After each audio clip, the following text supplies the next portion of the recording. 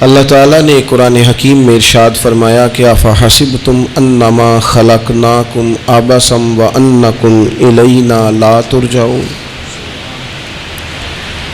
فرمایا کیا تم یہ گمان کرتے ہو کہ ہم نے تمہیں بیکار پیدا کیا ہے، اور کیا تم یہ سمجھتے ہو کہ تمہیں پلٹ کر ہماری طرف نہیں آنا؟ اللہ تبارک و تعالیٰ نے جو چیز بھی پیدا کی، جہاں بھی پیدا کی، بڑی حکمتوں کے تقاضوں کے تحت پیدا کی۔ میں کسی شخص سے بیزار نہیں ہو سکتا، کیونکہ ایک ذرہ بھی تو بیکار نہیں ہو سکتا۔ اللہ نے ہر چیز کو کمال حسن کے ساتھ دنیا میں پیدا کیا، اور انسان تو اشرف المخلوقات ہے۔ یہ تو اللہ تعالیٰ کی تخلیق کا شاہکار ہے۔ اللہ تعالیٰ نے اسے بڑی رہنمائیوں کے ساتھ، بڑی حکمتوں کے ساتھ، بڑے کرم کے ساتھ پیدا فرمایا۔ اس کو اللہ تعالیٰ نے سمجھنے کی، بات کرنے کی، اپنا ما فی الضمیر کہہ دینے کی صلاحیت عطا فرمائی۔ مالک نے اسے عقل، شعور دیا، اور جو بڑی طاقتور مخلوق نظر آتی ہیں ان کو اللہ تعالیٰ نے انسان کے قبضے میں دے دیا۔ کتنا بڑا ہاتھی ہوتا ہے لیکن ایک چھوٹا سا بچہ اسے لیے پھرتا ہے۔ کتنا بڑا اونٹ ہے، کتنی طاقت رکھتا ہے، لیکن ایک چھوٹا سا بچہ اس کے ناک میں نکیل ڈالتا ہے اور اسے لے کے گھومتا ہے۔ اللہ تبارک و تعالیٰ نے اسے اشرف المخلوقات بنایا ہے۔ اتنے بڑے جہاز ایک انسان کے قبضے میں دے دیے ہیں۔ وہ جب چاہتا ہے جہاز اڑتا ہے، جب چاہتا ہے اسے زمین پہ اتار لیتا ہے۔ اللہ کی دی ہوئی طاقت سے ملکوں کو سر کرنا، بڑی بڑی ٹیکنالوجی کو ایجاد کرنا خدا نے اپنی توفیق سے اسے عطا کیا۔ اور پھر اگر وہ مسلمان ہے، پھر اگر وہ حضور کا غلام ہے، تو پھر تو فرمایا کنتم خیر امت اخرجت للناس، انسان ساری مخلوق میں افضل ہے، اور میرے محبوب کا کلمہ پڑھنے والے سارے انسانوں میں سب سے افضل ہے۔ ان کو اللہ نے اور زیادہ فضیلتوں سے، برکتوں سے مالا مال کیا۔ یہ وہ مخلوق ہے، یہ وہ لوگ ہیں، یہ وہ امت ہے کہ جو صرف ارادہ کرتی ہے نیکی کا، کرتی نہیں، ارادہ کرتی ہے تو اللہ نیکی کرنے کا اجر عطا فرما بھی دیتا ہے۔ یہ ابھی پلان کرتی ہے کہ میں یہ کام کروں گا تو رب اس کا ثواب شروع بھی فرما دیتا ہے، لیکن پتہ نہیں کیا ہو گیا ہے لوگوں کو، نیکی کے ارادے کرنے ہی چھوڑتے جا رہے ہیں، نیکی کی منصوبہ بندی کرنی ہی چھوڑ دی ہے، خیر کے لیے پلان کرنا ہی چھوڑ دیا ہے۔ بہت سارا وقت بیکار گزرتا ہے، بہت سارا وقت چوراہے پہ گزر گیا، بہت سارا وقت گپوں میں گزر گیا، عمرے دراز مانگ کے لائے تھے 4 دن، 2 آرزو میں کٹ گئے، 2 انتظار میں۔ ایک ڈھیر سارا طبقہ ہے جس سے پوچھتے ہیں کیا کر رہے ہو، تو کہتے ہیں بس کچھ بھی نہیں، ٹائم پاس کر رہا ہوں۔ تو میں کہتا ہوں یار اتنا فالتو ٹائم کہاں سے آیا جسے پاس کرنا پڑا؟ میں بور ہو رہا ہوں، تو میں کہتا ہوں بور ہونے کے لیے وقت کہاں سے لیا آپ نے؟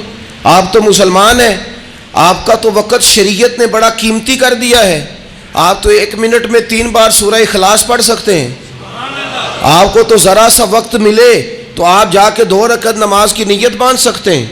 آپ کو تو تھوڑا سا وقت ملے تو آپ کے تو نبی پاک علیہ السلام نے یہاں تک ہماری تربیت کر دی، ہمارے حضور فرمانے لگے تم کانٹا اٹھا سکتے ہو نا گلی سے، تو وہی اٹھا دینا، اس پر بھی رب صدقے کا ثواب عطا کرے گا۔ تو یہاں تو کانٹوں سے بھری ہوئی گلیاں ہیں۔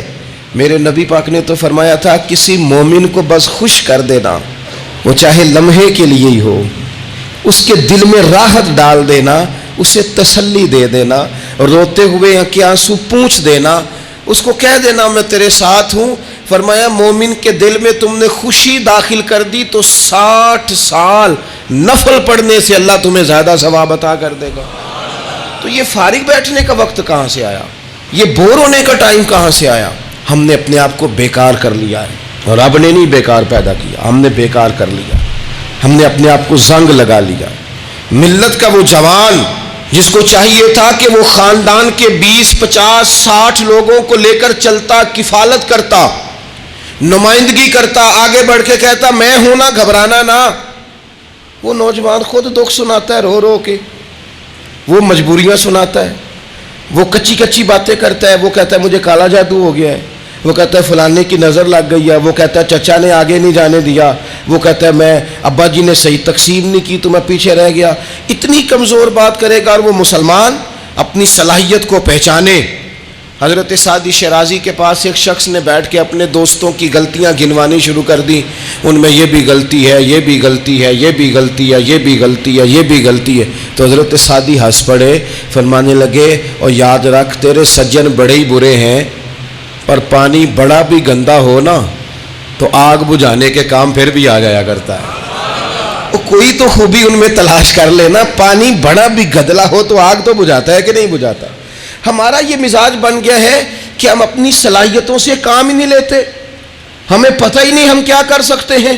میرے رسول پاک صلی اللہ علیہ وسلم کا کمال یہ ہے کہ حضور نہ انسان کی صلاحیتیں اجاگر کر دیتے، محبوب اجاگر کر دیتے، حضور اندر جذبہ پیدا کر دیتے. اس طرح کا وہ اقبال کہتے ہیں کہ تمہارا وقت کا امام وہ نہیں ہوتا جو تمہیں کہے حالات بڑے خراب ہیں، اس قوم کا کچھ بھی نہیں ہو سکتا، اس ملک کا کچھ بھی نہیں ہو سکتا، فلانا ادارہ بھی خراب ہو گیا، فلانا بندہ بھی کرپٹ ہو گیا، فلانا بھی دنیا دار ہو گیا، پیر بھی خراب ہو گئے، مولوی بھی خراب ہو گئے، سیاستدان بھی خراب ہو گئے، اور بیوروکریٹس بھی خراب ہو گئے، اور تاجر بھی خراب ہو گئے، اور فلانی برادری یہ ظلم کرتی، فلانا قبیلہ یہ ظلم کرتا ہے، فلانے شہر کے لوگ. اسی چکر میں صرف مایوسیاں پھیلانی ہیں، کبھی خیر کی بات ہی نہیں کرنی. لیکن اقبال کہتے ہیں کہ ہے وہ تیرے زمانے کا امام برحق جو تجھے حاضر و موجود سے بیزار کرے اور موت کی شکل میں دکھلا کے تجھے جلوہ یار زندگی تیرے لیے اور بھی دشوار کرے. وہ تیرے اندر رمق پیدا کرے. آج جو حاجی غار سور پہ جاتے ہیں تو یہ لوگ پانی کی بوتل ان کی بغل میں ہوتی ہے، رستے میں 3-4 جگہ بنی ہوئی ہیں، پانی پئیں، چائے پئیں، جوس پئیں، بندوبست ہے آپ کے کھانے پینے کے لیے، آپ چیزیں خرید سکتے ہیں. اوپر جائیں تو وہاں بھی سارا کچھ بیٹھنے کا بہترین اہتمام ہے. جب حضرت صدیق اکبر گئے تھے تو دن کو نہیں گئے تھے، رات کو گئے تھے. اور جناب اسماء بنت ابی بکر جب رات کو کھانا لے کے جاتی تھی تو وہاں تو دن کو آج بھی 1400 سال کے بعد بھی آبادی کوئی نہیں.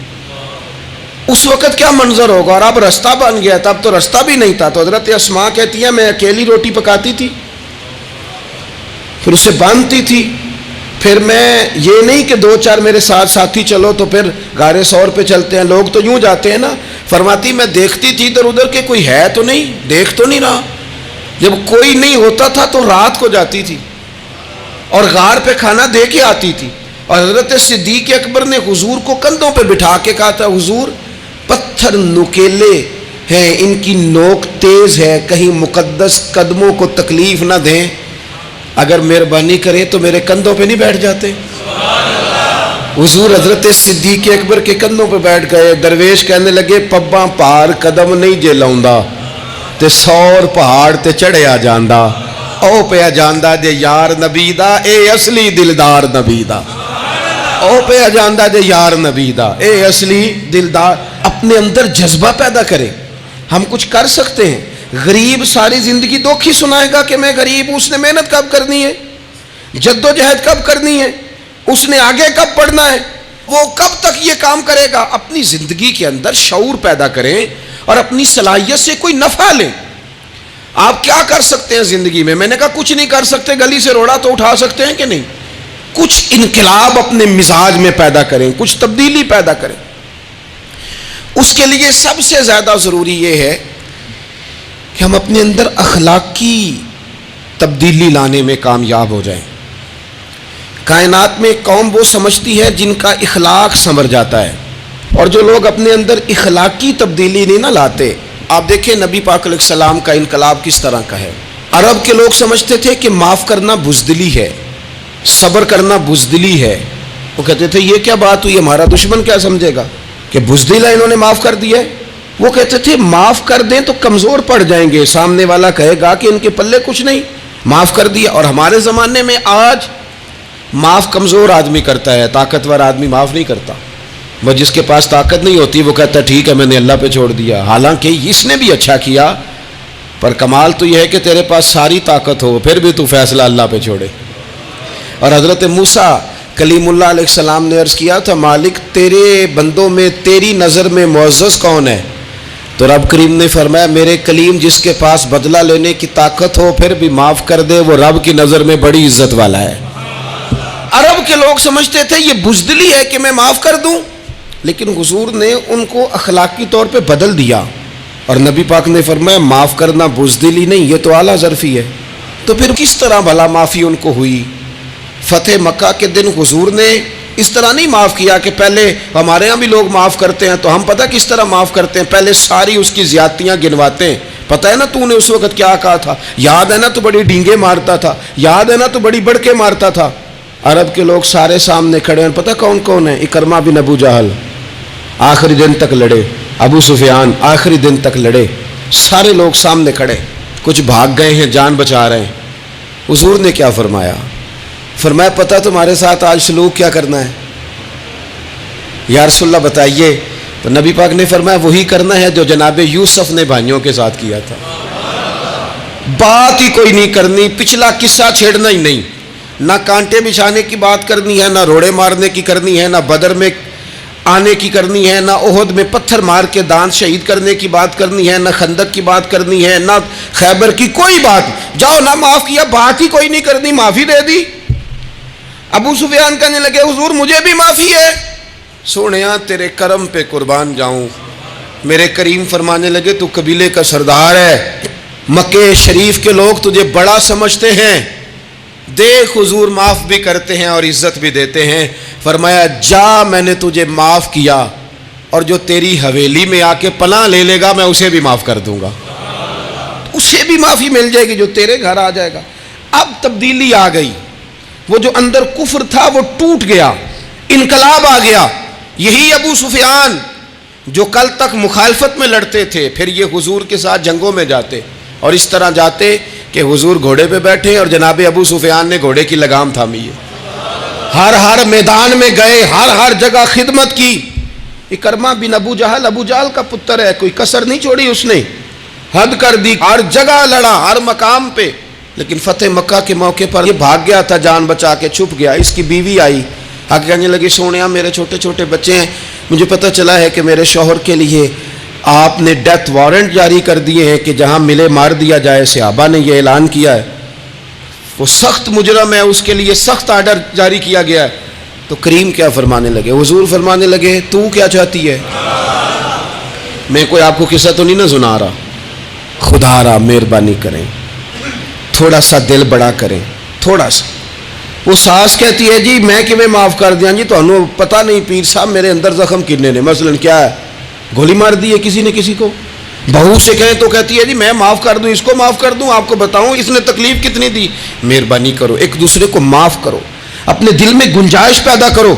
اس بندے کی بات ہو رہی ہے جو باپ سے لگا ہوا ہے مخالفت کرنے، ابے نے بھی ظلم کیے، اس نے بھی کیے۔ حضور اس کی بیوی سے کہتے ہیں کیا چاہتی ہے؟ کہنے لگی حضور معاف کر دیں اسے۔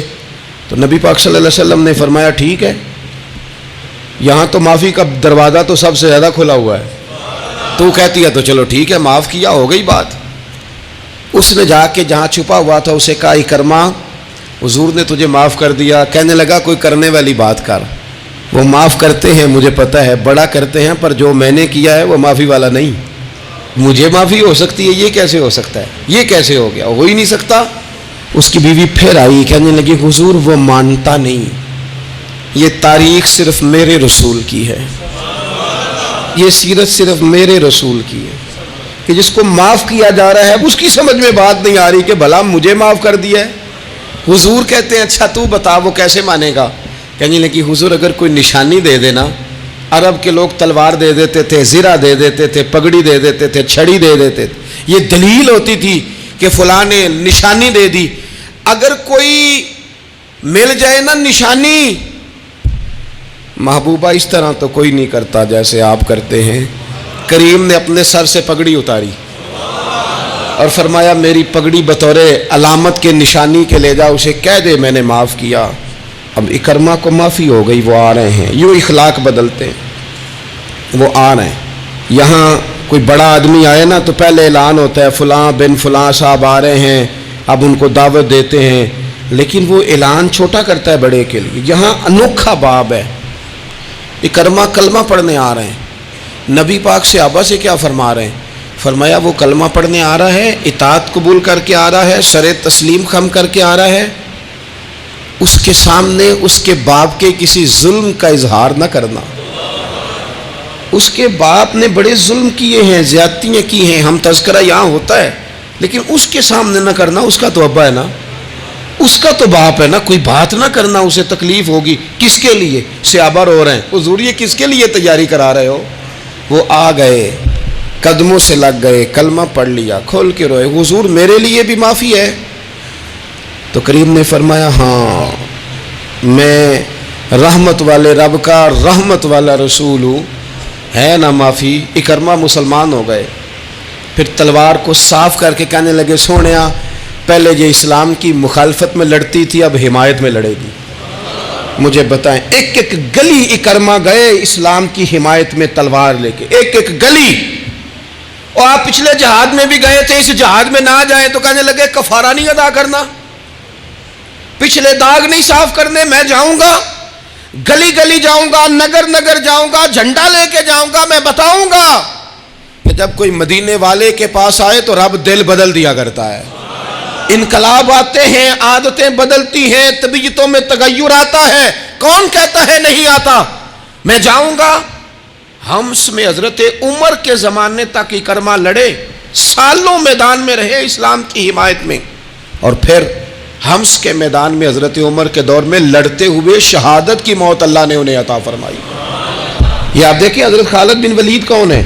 کہنے لگے حضور میں تو بڑی شدت سے اسلام کے خلاف لڑتا تھا، میری غلطیاں بھی معاف ہو جائیں گی. تو حضور فرمانے لگے اسلام پچھلے سارے معاف کرا دیا کرتا ہے، نئی زندگی کا آغاز ہو جاتا ہے. نئی زندگی کا آغاز ہوتا ہے. حضور نے فرمایا جو رمضان میں عبادت کر لے نا،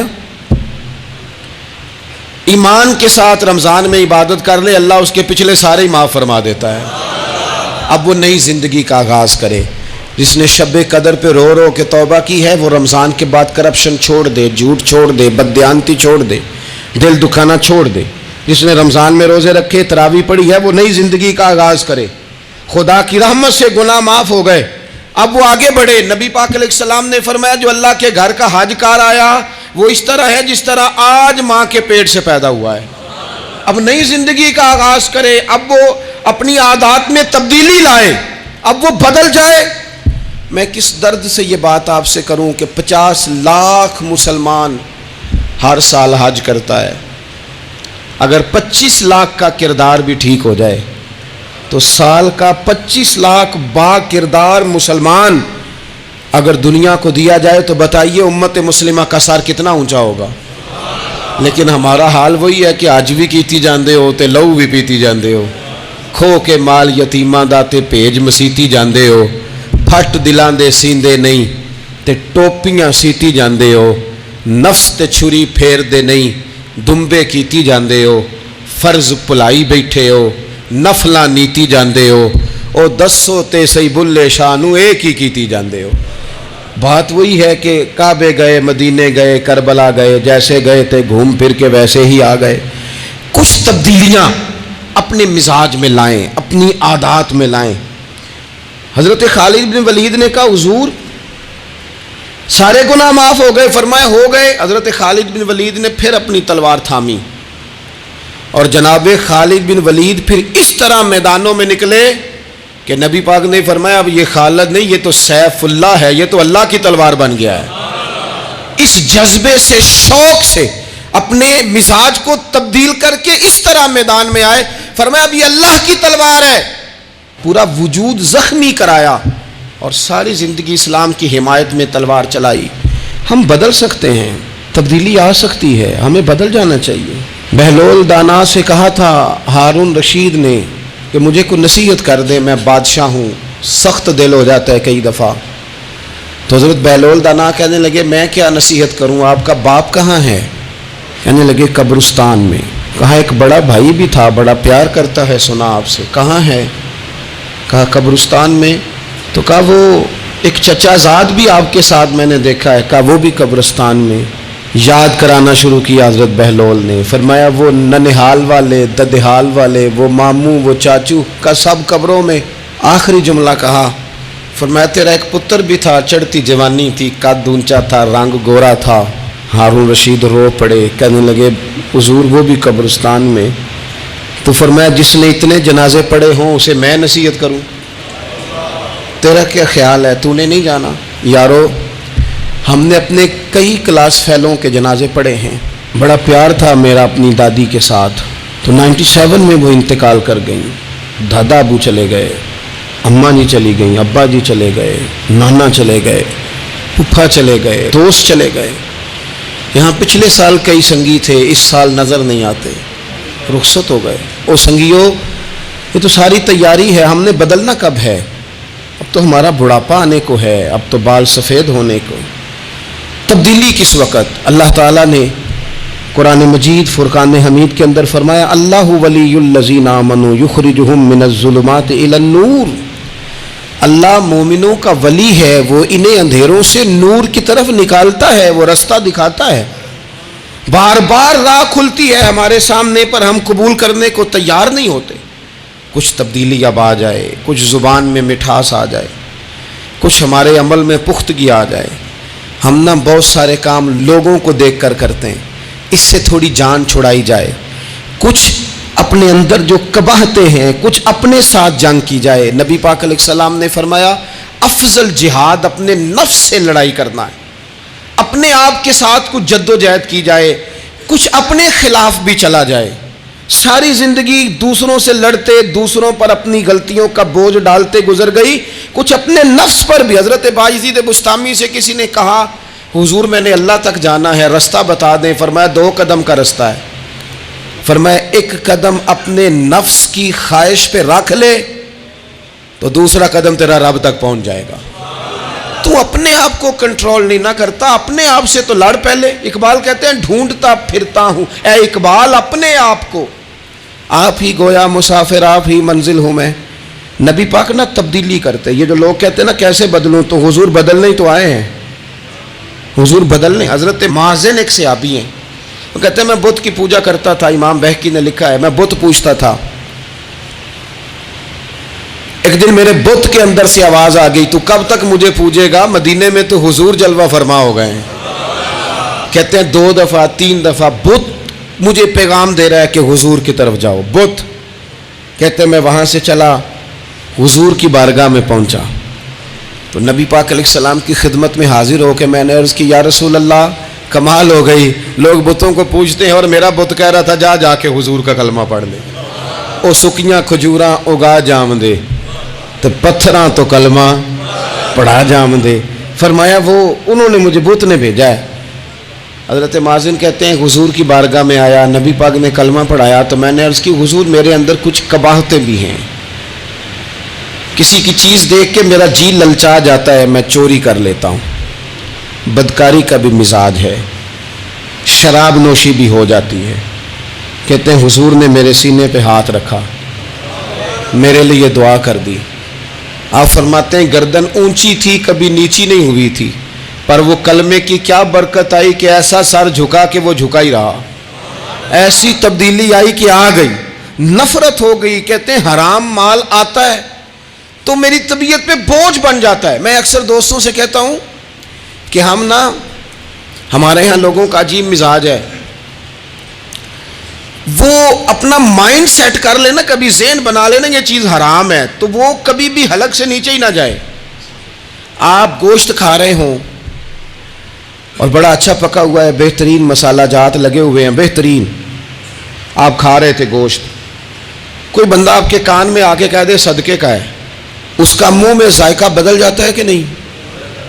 بھائی گوشت تو وہی ہے، یہ کیسے بدل گیا؟ کیونکہ آپ کے نا وہاں کمپیوٹر میں فٹ ہے کہ صدقہ میرے لیے درست. آپ وہ کہتے ہیں یہ تو فارم بن گیا. بھائی یہ کیا بن گیا؟ چلے اس سے بھی آگے چلتے ہیں. آپ کھا رہے تھے گوشت اور بڑا لطف آ رہا تھا تو کسی نے کہہ دیا کہ تو جانور ٹھیک ہی نہیں تھا، بیمار تھا یا حرام تھا، ذبح ہی نہیں کیا تھا، صحیح طور پر ایسے ہی اس کو پکا دیا، مر گیا تھا. تو اب تو یہ حال ہوتا ہے کہ الٹیاں شروع ہو جاتی ہیں. کیوں؟ اس لیے کہ نفیس طبیعت پر نہ صدقے کا گوشت فٹ ہوتا ہے نہ حرام فٹ ہوتا ہے، کیونکہ طبیعت نفیس ہے نا. بس اس بات کو سمجھ لیں، جس طرح حرام بکرا طبیعت پہ فٹ نہیں نہ ہوتا، اس طرح کروڑ حرام بھی طبیعت پہ فٹ نہیں ہونا چاہیے. 2 کروڑ بھی حرام آ جائے تو فٹ. جس دن 2 کروڑ پر بھی الٹی آنے لگ گئی نا، جس دن حرام جگہ پر قبضہ کرتے بھی کہہ آنے لگ گئی، ذائقہ بدلنے لگ گیا، کمپیوٹر میں فٹ ہو گیا کہ یہ میرے لیے ٹھیک نہیں. لیکن میں اکثر کہتا ہوں لوگوں سے، میں کہتا ہوں ہمارے ہاں بندہ دیکھ کے فتویٰ ہوتا ہے. یہاں کوئی غریب عیسائی ہو نا، ماڑا بیچارہ گلی میں جھاڑو دے کے روٹی کماتا ہے، تو لوگ مسئلہ پوچھتے ہیں، کہتے ہیں مولوی صاحب سائنہ روٹی کھانی جائز ہے؟ تو میں پھر ان لوگوں سے آگے سے پوچھ لیتا ہوں، میں کہتا ہوں یہ بتاؤ امریکہ کا صدر بھی عیسائی ہے، اس کے ساتھ جائز ہے؟ اتنے وزیر مشیر وزرائے اعظم ملکوں کے جا کے کھاتے ہیں، کبھی آپ نے مسئلہ پوچھتے دیکھیں؟ وہاں تو جو مولوی مشیر بنے ہوئے وہ بھی بیٹھے ہوتے ہیں بیچ میں، وہ بھی بیٹھے ہوتے ہیں، اب بھی ان سے پوچھو. لیکن ہمارا مزاج یہ بن گیا ہے کہ غریب کے حق میں مسئلہ اور ہے اور امیر کا معاملہ ہے تو معاملہ اور اس سے نکلے. یعنی اگر 5 روپے کسی کے گر جائیں تو وہ واپس کرنے بھی ضروری ہیں، اور 5 کروڑ گر جائیں تو وہ بھی. وہ ہمارے ایک دوست کہا کرتے ہیں کہ ایک صاحب تھے، ان کو نا بڑے قیمتی جوتے کا ایک پیر مل گیا کہیں سے گرا ہوا. انہوں نے وہ قیمتی پاؤں جوتے کا گرا ہوا اٹھایا اور وہ بندہ تلاش کرنے لگے کس کا گرا ہے. دیر تک وہ ڈھونڈتے رہے ایک پاؤں کس کا ہے، تھوڑی دیر کے بعد انہیں دوسرا پاؤں بھی مل گیا. پھر انہوں نے بندہ ڈھونڈنا بند کر دیا. انہوں نے کہا اب دونوں ہو گئے ہیں، اب یہ کام آئے گا، لہذا انہوں نے بند کر دیا.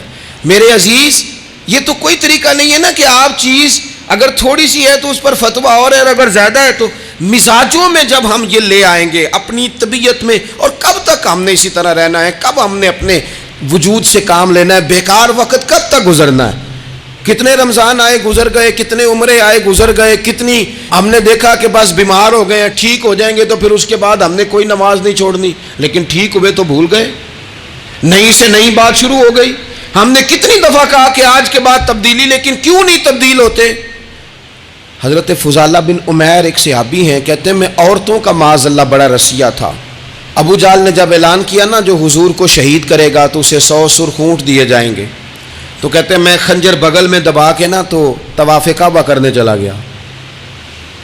طواف کعبہ کہتے وہاں جب میں پہنچا تو میں نے دیکھا حضور بھی طواف کر رہے ہیں، تو نبی کریم نے مجھے دیکھتے ہی حضور میرے قریب آئے اور مجھے نہیں بتانا پڑا. حضور فرمانے لگے تیرا نام فضالہ ہے؟ میں نے کہا ہاں. تو محبوب فرمانے لگے کیا باتیں کر رہے ہو اپنے آپ سے؟ کہتے میں دل میں سوچ رہا تھا کہ طواف کرتے میرے قریب سے گزریں گے تو خنجر مار دوں گا. کیا باتیں کر رہے تھے؟ فضالہ کہتے ہیں میں تو جب آیا تھا تو ایک بی بی سے مل کے آیا تھا، میں نے کہا تھا کہ میں آج بڑی رقم لے کے آؤں گا اور معاذ اللہ تیرے پاس رات گزاروں گا. کہتے ہیں میں تو اس سے بات کر کے آیا تھا. تو میں اب حضور سید عالم صلی اللہ علیہ وسلم نے پوچھا تو فضالہ ہے؟ میں نے کہا ہاں. کیا باتیں کر رہے تھے اپنے آپ سے؟ میں نے جھوٹ بولا. میں نے کہا جی وہ تو میں تو ذکر کر رہا تھا اپنے دل میں. کہتے ہیں حضور مسکرائے اور مسکرا کے فرمانے لگے چل چھوڑ، جس کام آیا تھا وہ کرتا کیوں نہیں؟ میں جو تیرے سامنے کھڑا ہوں تو کرنا. خیال آیا مسلمان نیک و بد پہچان جاتے ہیں اور آقا آدمی کے دل کی باتیں جان جاتے ہیں. کرنا وہ کام. تو فضالہ کہتے ہیں کہ میں کانپ گیا، میرے ہاتھ سے وہ خنجر گر گیا. حضور نے میرے سینے پہ ہاتھ پھیرا، اس طرح پھیرا کہ زندگی میں اتنا سکون کبھی نہیں ملا، اتنی ٹھنڈک کبھی نہیں ملی، اتنا قرار کبھی نہیں آیا، اس قدر زیادہ آزمائش کبھی نہیں آئی. میں قرار محسوس کرنے لگا. کہتے ہیں حضور فرمانے لگے کیا وہ وقت نہیں آیا کہ تو کلمہ پڑھ جائے؟ کہتے ہیں میں نے فوراً کہا حضور آ گیا ہے وقت، پڑھائیں مجھے کلمہ. کہتے ہیں نبی پاک نے کلمہ پڑھا دیا، میں مسلمان ہوا. میں واپس لوٹا تو وہی عورت بن سنور کر تیار ہو کر گلی میں کھڑی تھی. عادتیں بدل جاتی ہیں. شرط یہ ہے کہ ہم تھوڑی سی کوشش کریں، شرط یہ ہے کہ ہم اپنے آپ کو اللہ رسول کی بارگاہ میں پیش کریں. اور میرے دوستوں، میرے بزرگوں، ہمیں سب سے زیادہ تکلیف میں ہماری اپنی عادات نے ڈالا ہے، ہماری اپنی خواہشات نفس نے ہمیں زیادہ آزمائشوں میں ڈالا ہے. کہتے ہیں وہ عورت بن سنور کے کھڑی تھی. جب میں واپس لوٹا تو پہلے میں اس کے پیچھے بھاگتا تھا، اب میں اس کے قریب سے گزر گیا تو اس نے آواز دی، تو فضالہ نہیں؟ کہتے ہیں میں چپ کر گیا۔ وہ پھر پیچھے دوڑی، میرا گریبان پکڑ کے کندھا پکڑ کے ہلایا، تو فضالہ نہیں؟ کہتے ہیں میری جھکی ہوئی گردن، میں سر نہیں اٹھاتا۔ مجھے کہنے لگی تو وہ نہیں ہے جو فضالہ ہے؟ میں نے کہا ہوں میں فضالہ، پر وہ والا نہیں جو تجھے ملا کرتا تھا۔ کہا تو اب کون ہے؟ کہنے لگے میرا ٹائٹل بدل گیا ہے، میرا تعارف بدل گیا ہے، اب میں رسول کائنات کا غلام ہو گیا ہوں۔ اب لوگ مجھے مسلمان کہتے ہیں، اب میری نگاہوں میں جچتا نہیں کوئی، جیسے میرے محبوب ہیں ایسا نہیں کوئی۔ کہتے ہیں بدل گئی عادت، میں وہی ہوں پر میرا لہجہ، میرا مزاج ہی بدل گیا۔ حضرت جریر ابن عبداللہ کہتے ہیں میں کاروبار کرتا تھا اور مجھے بڑا سلیقہ آتا تھا کاروبار، میں سستی ترین چیز خریدنے کا ملکہ رکھتا تھا، لیکن فرماتے ہیں کہ جب میں حضور کا کلمہ پڑھنے گیا تو نبی پاک نے مجھے فرمایا میرا دین کسی کا بھلا کرنے کا نام ہے، الدین النصیحہ، خیر خی کرنا۔ فرماتے ہیں پھر میں نے نصیحت کو پلے باندھا، ایک آدمی سے گھوڑا خریدا 300 دینار کا، گھوڑے کو پکڑ کے میں نے جب تھوڑا آگے چلایا تو وہ تو بڑا نرم مزاج تھا، پنجابی چاکھیدہ ہے ساؤ ہے بڑا، اور میں نے کہا یہ تو گھر میں بھی رکھا جا سکتا ہے، یہ تو 400 کا ہے۔ پھر میں نے اس پر سواری کی تو وہ سواری کے لیے بڑا اچھا تھا، میں نے کہا یار تیرا جانور 600 کا ہے۔ کرتے کرتے جب میں نے اسے 1000 دینار تھمایا، 400 میں سودا ہو گیا تھا، اس نے دے دیا تھا گھوڑا یا اونٹ۔ کہتے ہیں وہ شخص میری طرف دیکھ کے حیران ہو کے کہنے لگا جریر تو پہلے بھی آتا ہے، یہ تجھے کیا ہوا؟ تو حضرت جریر کہتے ہیں میں نے اسے کہا پہلے جریر آتا تھا، اب وہ والا جریر ہے جس نے مدینے والے کا کلمہ پڑھا ہے۔ کنتم خیر امت کا ٹائٹل ہے میرے پاس۔ کیا اسلام صرف نعرے لگانے کا نام ہے؟ کیا اسلام صرف دوسروں کو یہ کہنے کا نام ہے کہ تو نے مجھے کس طرح کہہ دیا کہ میں عاشق رسول نہیں؟ تو زیادہ ہے، تیرے پر زیادہ دین ہے؟ صرف ڈٹ جانا اور زیادہ باتیں کرنے کا نام دین ہے؟ اپنے اندر ایک ایک کر کے غلطیوں کو چھوڑیں۔ آج کچھ عہد کریں کہ ہم نے فلاں فلاں گناہ سے جان چھڑانی، اپنے اندر کچھ تبدیلیاں لائیں، اور کسی کو بتانے کی ضرورت نہیں، ہمارا اور ہمارے رب کا معاملہ ہے۔ اکیلے میں بیٹھ کے اللہ کے حضور عہد کریں، اکیلے میں بیٹھ کے۔ آج میں نے آپ سے خدمت میں ایک اپیل کرنی ہے، وہ یہ ہے کہ ہم نے نہ آج عہد کرنا ہے کہ ہم نے جھوٹ نہیں بولنا۔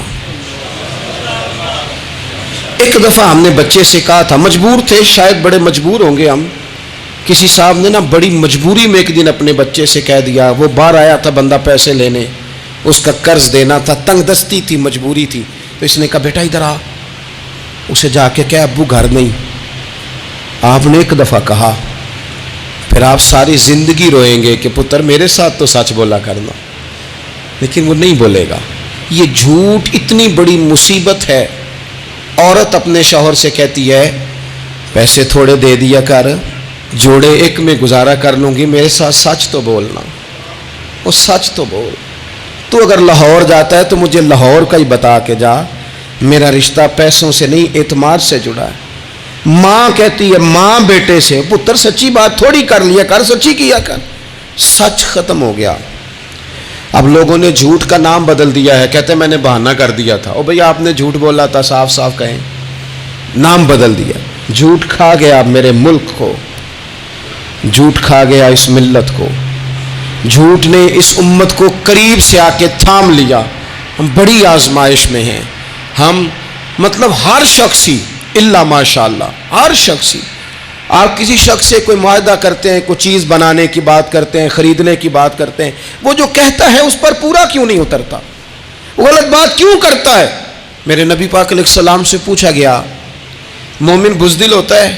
حضور نے فرمایا ہو جاتا ہے، کبھی یہ غلطی آ جاتی ہے۔ حضور مومن کنجوس ہوتا ہے؟ فرمایا کبھی ہو جاتا ہے۔ یا رسول اللہ مومن جھوٹا بھی ہوتا ہے؟ تو میرے رسول فرمانے لگے نہیں، میرا کلمہ پڑھنے والا ساری غلطیاں کر سکتا ہے، میرا مومن جھوٹ نہیں بولا کرتا۔ مومن جھوٹ۔ ابو سفیان کو کیسر روم نے، ہرکل نے اپنے دربار میں کھڑا کر کے کہا ابو سفیان ابھی کلمہ نہیں پڑھتے تھے، تمہارا کوئی رشتہ ہے نبی پاک سے جنہوں نے مجھے بھی خط لکھا ہے کہ مسلمان ہو جاؤ؟ کہنے لگے ہاں میں چچا ہوں رشتے میں۔ کہا وہ کیسے ہیں پیغمبر؟ تو ابو سفیان کہتے ہیں چونکہ میں مخالف تھا، میں نے وہ ساری باتیں کی جو ہم ان کے خلاف کرتے تھے. اس نے آخری بات پوچھی.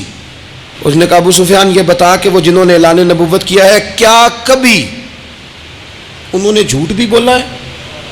تو ابو سفیان کہتے ہیں کہ 1 منٹ کے لیے میں نے کہا کہہ دوں، مخالفت تھی نا.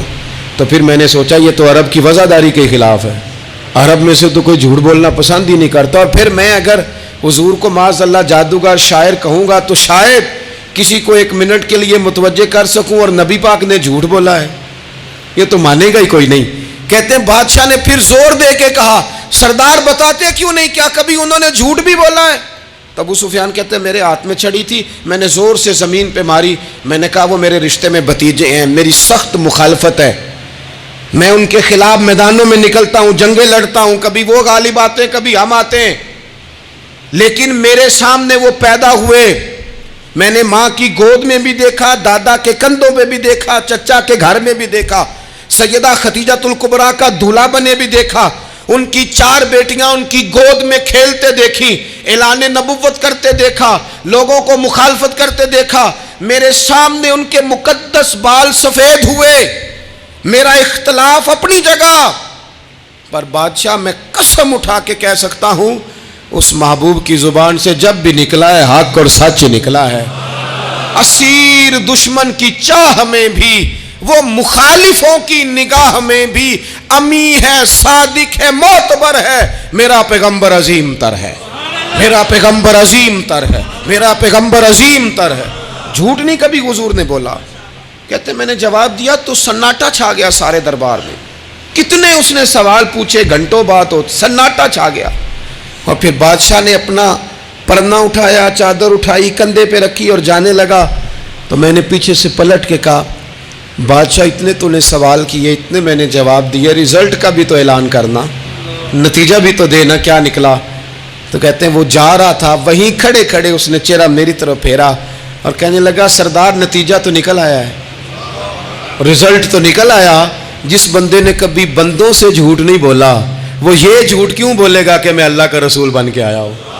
نتیجہ تو نکل آیا، بات تو کلیئر ہو گئی، اب آگے کیا جانا ہے؟ ایک سردار تھے کسی قبیلے کے، وہ حضور کی بارگاہ میں کلمہ پڑھنے آئے. امام راضی نے لکھا ہے، کہتے میرے اندر 4 غلطیاں تھیں.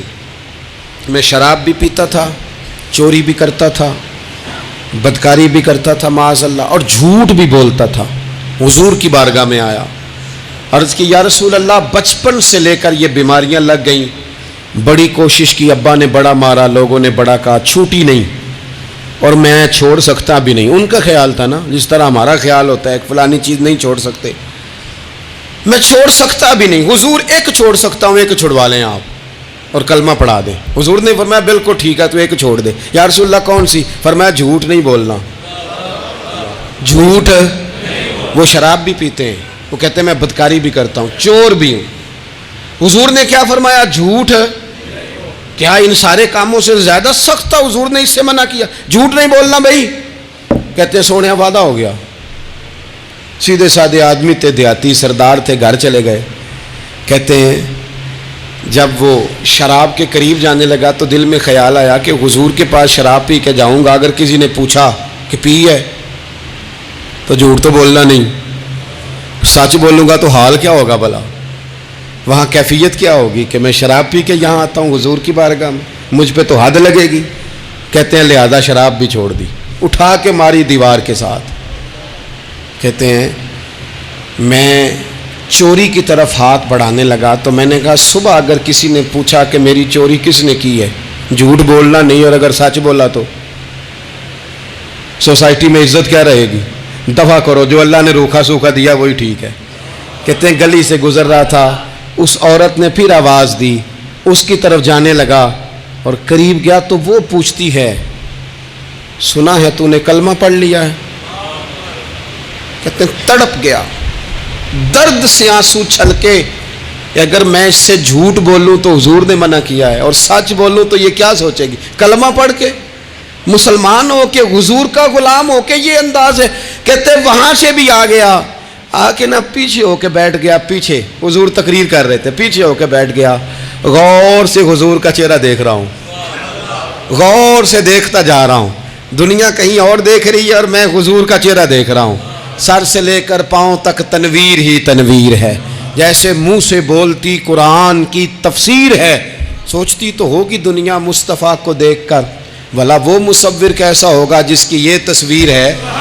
کہتے میں غور سے چہرہ دیکھ رہا ہوں، حضور کی خدمت میں گیا سلام لینے تو محبوب نے مسکرا کے دیکھا تو میں نے کہا سونیا قربان جاؤں، میرا ایک جھوٹ چھڑوایا ہے، میری ہر شے چھوٹ گئی ہے، ختم ہو گیا سارا کچھ ہی۔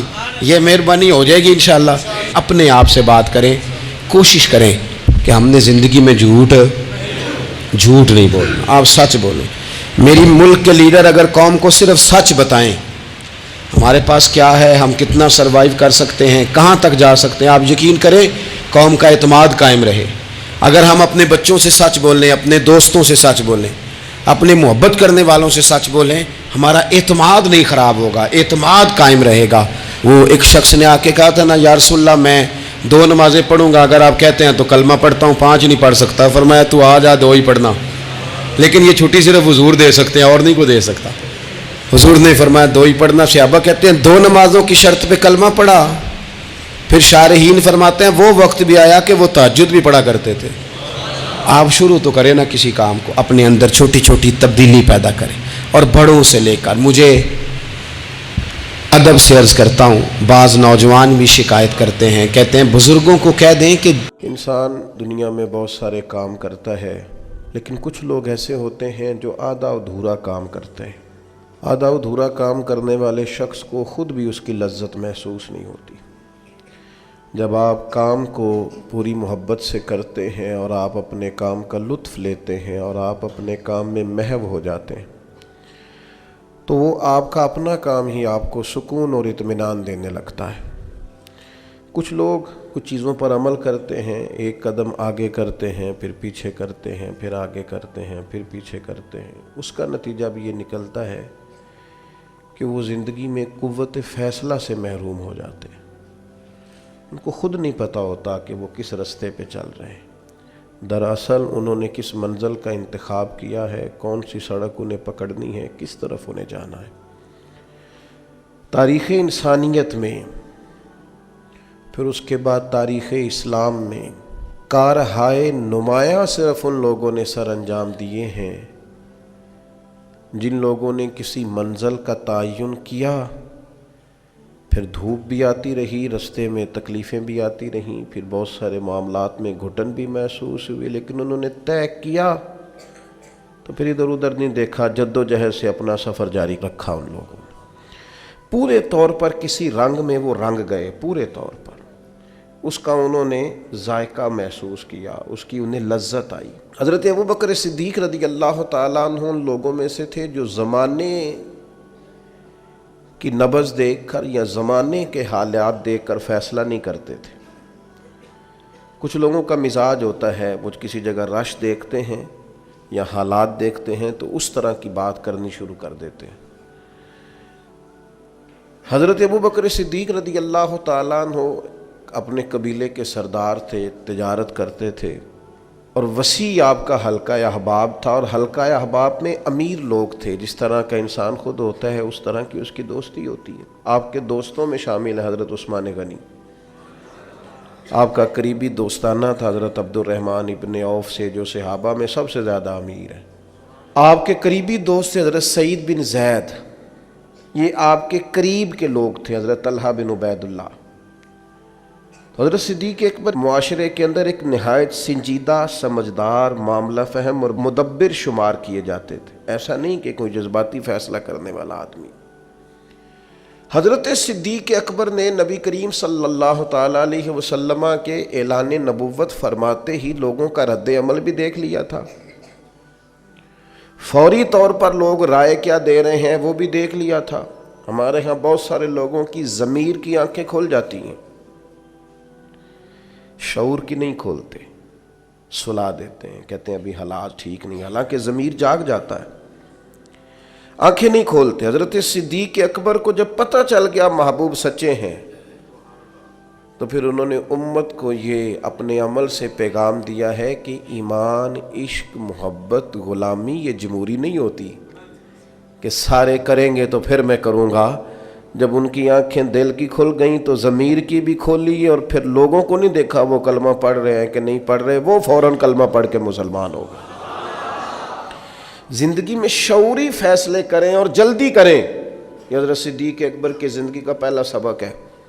ساری زندگی ڈبل مائنڈڈ رہنا، میں ٹھیک چل رہا ہوں کہ نہیں چل رہا، مجھے چلنا چاہیے کہ نہیں چلنا چاہیے، یہ رستہ ٹھیک ہے کہ نہیں ٹھیک، بھئی آپ چلتے رہیں، جو گھر سے نکلتا ہے منزل تک پہنچ جایا کرتا ہے۔ حضرت ابوبکر صدیق رضی اللہ تعالیٰ عنہ فوراً فیصلہ کرنے والی شخصیت کا نام ہے، اور فوراً فیصلوں پہ عمل درآمد کرنے والی شخصیت کا نام ہے۔ اور حضور کے ایسے فیصلے بھی جو لوگوں کے لیے سمجھنا مشکل تھے۔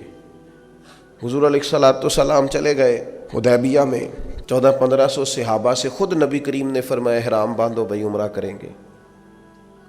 یہاں کسی آدمی کا ویسے تھوڑا لیٹ ہو جائے عمرہ تو لوگ پوچھتے ہیں آپ گئے نہیں، خیریت تو ہے؟ تو نبی کریم 1400-1500 لوگوں کو لے کر گئے، اور جب مقام حدیبیہ پر پہنچے تو کفار نے روک لیا، انہوں نے کہا ہم نہیں جانے دیں گے آپ کو۔ وہاں صلح لکھی گئی، شرائط طے ہوئی، ان میں ایک شرط یہ تھی کہ اس سال آپ واپس جائیں گے، اگلے سال آئیں گے، بندھے ہوئے احرام کھولیں گے۔ کون؟ جو کعبے کے مالک اور وارث ہیں، خود نبی پاک علیہ السلام۔ آپ واپس جائیں۔ حضور نے شرط مان لی۔ پھر شرط انہوں نے رکھ دی ایک نئی، کہا جو بندہ مسلمان مکے سے مدینے جائے گا مدینے والے پناہ نہیں دیں گے، واپس بھیج دیں گے۔ مدینے کا شخص مکے گیا تو مکے والے واپس نہیں بھیجیں گے، شرط برابر کی نہیں، پر حضور نے فرمایا مان لو، لکھو۔ بڑا مشکل کام ہے اس طرح کی باتیں کرنا، یہ تو دب کے صلح ہو رہی ہے۔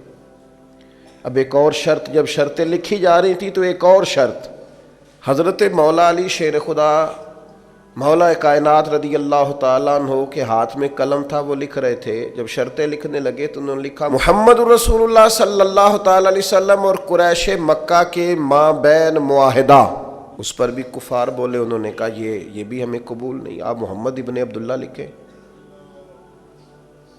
محمد رسول اللہ نہیں، محمد ابن عبداللہ لکھیں، یہی تو ہمارا آپ سے مسئلہ ہے معاذ اللہ، اگر ہم آپ کو رسول اللہ مان جائیں تو لائی کس بات کی، آپ کاٹیے۔ حضور کا حکم ماننا بڑا ضروری ہے۔ نبی پاک نے فرمایا حضرت علی سے یہ رسول اللہ کاٹ دو۔ مولا علی قلم چھوڑ کے پیچھے کھڑے ہو گئے، پھر فرمایا اسے کاٹ دو، پھر پیچھے کھڑے ہو، کاٹ دو۔ شیر تھے، شیر اور دلیر لوگوں کی آنکھوں میں آنسو کم آتے ہیں۔ تیسری دفعہ کریم نے فرمایا علی میں نے کہا ہے کاٹ دو، ہاتھ باندھ دیے، کہا حضور نہیں کاٹنا آتا، غلام فریدہ میں ساری تیری، تینوں اجے یقین نہیں آیا، کاٹ دو اس کو۔ تو مولا کائنات نے، اب حضور نے یہ نہیں فرمایا لکھنا آتا ہے تو کاٹنا کیوں نہیں آتا، یہ نہیں فرمایا، حضور نہیں کاٹا جاتا، فرمایا چل پھر اس طرح کر، تو پیچھے ہٹ۔ اللہ کے محبوب نے خود وہاں سے رسول اللہ کاٹ کے محمد ابن، اتنی سخت شرطیں، اتنی سخت شرطیں۔ اور پھر حضور نے ابھی شرط طے ہی کی تھی کہ جو مکہ مکرمہ سے آئے گا ہم اسے پناہ نہیں دیں گے، ابھی شرط طے ہوئی تھی، لکھی نہیں تھی کہ حضرت ابو جندل آ گئے، پیروں میں زنجیریں، ہاتھ بندھے ہوئے، رو کے عرض کی حضور مجھے نہ چھوڑ کے جائیے گا، بڑا مارتے ہیں، تکلیف دیتے ہیں۔ ابھی بات ہو ہی رہی تھی کہ پھر قریش میں سے لوگ بولے کہ آپ نے وعدہ کیا نہیں لے کے جائیں گے، اسی عالم میں حضور نے واپس بھیجا۔ اتنی کڑی شرطیں، جب یہ معاہدہ طے ہو گیا، احرام کھولنے ہیں، بڑا مشکل کام ہے، 1 سال تک انتظار کرنا ہے، واپس جائیں گے، یہودی رہتے ہیں، منافق رہتے ہیں مدینے میں، باتیں کریں گے، ساری باتیں پیش نظر تھیں۔ حضرت عمر جذبہ جہاد سے سرشار، صحیح بخاری میں موجود ہے، نبی کریم کے حضور حاضر ہوئے، عرض کی حضور آپ بھی سچے، قرآن بھی سچا، اسلام بھی سچا، ہم دب کے صلح کیوں کر رہے ہیں؟ آپ ہمیں اجازت دیں، نمٹ لیتے ہیں ان سے۔ نبی پاک علیہ الصلوۃ والسلام نے کیا فرمایا؟ فرمایا عمر میں اللہ کا رسول ہوں، میں مرضی سے فیصلے نہیں کرتا، وہی کہتا ہوں جو میرا رب حکم ارشاد فرماتا ہے۔ حضرت عمر عرض کرنے لگے یا رسول اللہ آپ نے فرمایا نہیں تھا کہ عمرہ کریں گے، احرام باندھو؟ تو حضور فرمانے لگے کہا تھا عمرہ کریں گے، یہ تھوڑی کہا تھا اسی سال ہی کریں گے، کریں گے نا عمرہ، ہوگا عمرہ۔ حضرت فاروق اعظم کہتے ہیں میں حضور کی بارگاہ سے نکل آیا، لیکن وہ کافروں نے نبی پاک کو ان سخت شرائط میں منایا تھا تو مجھے جذبہ جہاد، ولولہ، دبدبا اور مزاج کے اندر وہ جو بار بار میرے چیز پیدا ہو رہی تھی کہ ہم 313 تھے تو ان کے چھکے چھڑا دیے، اب تو ہم ہزاروں میں ہیں، کریم حکم تو کریں۔ فرماتے ہیں میں وہاں سے تھوڑا پیچھے گیا تو حضرت ابو بکر صدیق موجود تھے۔ میں نے کہا ابو بکر حضور بھی سچے، وہی باتیں جو حضور سے کی تھی، ابو بکر صدیق نبی پاک بھی سچے، قرآن بھی سچا، اسلام بھی سچا، تو ہم دب کے صلح کیوں کریں؟ تو فرماتے ہیں کہ حضرت صدیق اکبر نے مجھے ایسے مزاج شناسہ ہیں نبی پاک کے، وہی جواب دیا جو حضور نے دیا تھا۔ کہنے لگے عمر تجھے تیری ماں روئے، وہ اللہ کے رسول ہیں، وہ مرضی سے فیصلہ نہیں کرتے، وہی فرماتے ہیں جو رب انہیں حکم ارشاد فرماتا ہے۔ وہی بات حضرت صدیق نے کر دی تو ارشاد فرمانے لگے، میں نے فوراً پھر وہی جملہ دہرایا جو حضور کے سامنے، میں نے کہا ابو بکر کریم نے فرمایا نہیں تھا عمرہ کریں گے، احرام باندھو؟ تو حضرت صدیق اکبر کہنے لگے کہا تھا محبوب نے، فرمایا تھا، پر یہ تو نہیں نہ فرمایا تھا کہ اسی سال ہی کریں گے۔ حضرت سیدنا عمر فاروق فرماتے میں پیچھے، بخاری میں موجود ہے، فرماتے میں پیچھے ہٹ گیا، تھوڑی دیر کے بعد جب میرا مزاج نارمل ہوا، طبیعت ٹھنڈی ہوئی، تو باقی تو باتیں میں نے سوچی تھیں، میں سوچنے لگا ابو بکر صدیق کا ایمان کتنا طاقتور ہے، کتنا مضبوط ہے، کتنے شناس۔ ایک ہوتا ہے حکم، ایک ہوتی ہے مرضی۔ کچھ لوگ کہتے ہیں جی وہ میں نے پوچھا تھا، حضرت صاحب نے مجھے کہا تھا آپ جائیں، یہ حکم ہے بھائی، مرضی بھی تو پوچھ، مرضی کیا ہے؟ یہ جو کہ ہمارا دور دلیل کا ہے، دلیل دے دوں، ایک حکم ہوتا ہے، ایک رضا ہوتی ہے، ان میں فرق ہے۔ حضور نے فرمایا طلاق دینا جائز ہے، رضا نہیں اللہ کی، پسند نہیں اللہ کو، جائز ہے پر پسند، یہ فرق ہوتا ہے۔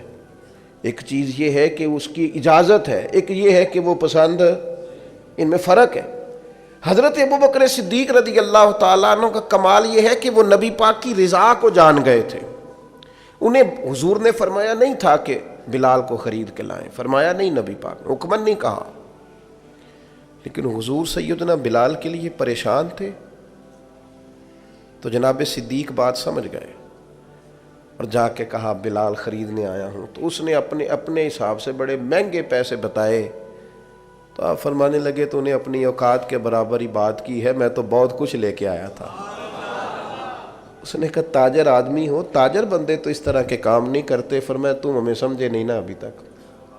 یہ جو مرضی کو سمجھ لینا ہے نا، رضا کو، میں آپ سے عرض کروں، میں دینی لوگوں سے بھی مجھے شکوہ رہتا ہے، دینی لوگ بھی کئی دفعہ 2 قدم پیچھے ہٹتے ہیں، اپنے کام کا مزہ نہیں لیتے، دفاعی محاذ پہ کھڑے ہو جاتے ہیں، نہیں جی نہیں وہ تو بات آپ کی ٹھیک ہے، پر وہ میرا مطلب یہ ہے ان کا۔ بھئی آپ کچی باتیں کیوں کرتے ہیں؟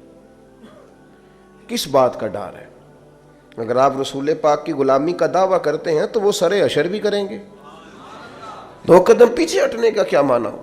آپ فلاں جگہ، جی ہاں میرا بھی فلاں جگہ نسبت کا رشتہ، یہ کیا بات ہوئی؟ کچی باتیں کرتا ہے تو؟ اگر تیرا کسی جگہ نسبت کا رشتہ ہے تو کہہ میں غلام ہوں فلاں کا، اعلان کر۔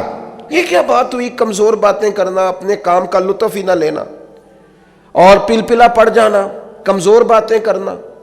ایک سرکاری نشست تھی، ایک دفعہ مجھے دعوت دے لی گئی، تو اس میں کچھ اور فکر کے لوگ بھی موجود تھے، تو ایک صاحب نے مجھے کہا کہ نظریاتی طور پر اب وقت آ نہیں گیا کہ کچھ چیزوں کو طے کر لیا جائے، اور میں نے کہا کسی کو گالی تو پہلے بھی نہیں دیتے، مزاج ہی نہیں ہے، برا تو پہلے بھی نہیں کہتے، اپنا کام کر رہے ہیں، نہیں اگر تھوڑی سی، میں نے کہا ایک بات بڑی پکی ہے، مضبوط ہے، ہم نے دعا مانگی ہے کہ ہماری آنے والی نسلوں میں بھی مالک وہ بچہ پیدا کرنا جو یا رسول اللہ کہنے والا ہے، میں وہ سنی ہوں جمیل قادری مرنے کے بعد، میرا لاشا بھی کہے گا صلاۃ و نظریاتی کمزوری کوئی نہیں، کچی بات ہوگا قیامت۔ داتا صاحب جاتے ہیں تو میرے بھائی ہم ڈٹ کے جاتے ہیں، خواجہ اجمیر کے ہاں جاتے ہیں تو اللہ کے فضل سے ڈٹ کے جاتے ہیں، غوث اعظم جیلانی کو مرشد مانتے ہیں تو دعویٰ یہ ہے کہ خدا کے فضل سے ہم پر ہے سایہ غوث اعظم کا، اور ہمیں دونوں جہاں میں ہے سہارا غوث اعظم۔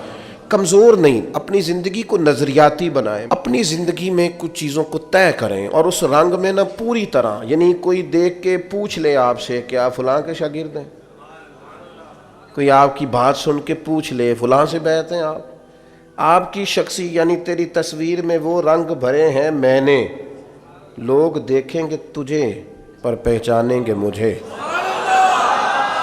انسان کی کیفیات ہوں، یعنی اس کا انداز ہو، اس کا طور طریقہ ہو، لوگوں کو پتہ چلے کہ اس کی نسبت کس جگہ پہ ہے، کمزور کچی باتیں نہیں۔ عیسائی اس طرح کرتے تھے کہ ان کے ہاں جب کوئی بچہ پیدا ہوتا نا تو وہ بچے کو نا برتن میں زرد رنگ پانی میں ڈال کے نا تو بچے کے اوپر ڈالتے، کہتے اب یہ عیسائی ہو گیا، ہم نے اسے زرد رنگ چڑھا دیا۔ تو بعض لوگوں نے نا مسلمانوں سے پوچھا،